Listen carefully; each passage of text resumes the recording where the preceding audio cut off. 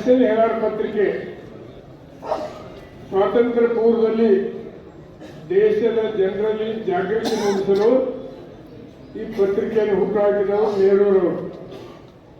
ಅದಕ್ಕೆ ಪುಕ್ಕಟೆಯಾಗಿ ಜಾಗ ಕೊಟ್ಟವರು ನೆಹರು ಕುಟುಂಬ.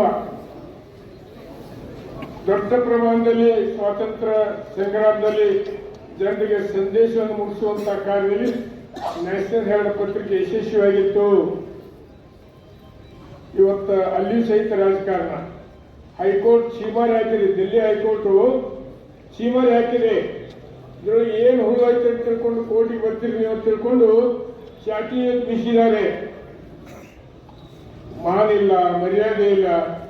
ಕೇವಲ ಚುನಾವಣೆ ಆಯೋಗದ ಮುಖಾಂತರ, ಸಿಬಿಐ ಮುಖಾಂತರ, ಇಡಿ ಮುಖಾಂತರ, ಇನ್ಕಮ್ ಟ್ಯಾಕ್ಸ್ ಮುಖಾಂತರ ಮೋದಿ ಅವರು, ಶಾ ಅವರು ದೇಶವನ್ನು ಆಡಳಿತ ಮಾಡಲಿಕ್ಕೆ ಇಟ್ಟಿದ್ದಾರೆ.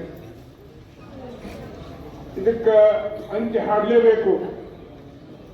ಇಲ್ಲ ದೇಶದಲ್ಲಿ ಪ್ರಜಾಪ್ರಭುತ್ವ ಒಳಗೆಲ್ಲ ಅನ್ಡಿಕ್ಲೇರ್ಡ್ ಎಮರ್ಜೆನ್ಸಿ ಇದೆ. ಈಗ ಅಧಿಕೃತವಾಗಿ ಡಿಕ್ಲೇರ್ ಮಾಡಿಲ್ಲ ಅಷ್ಟೇ.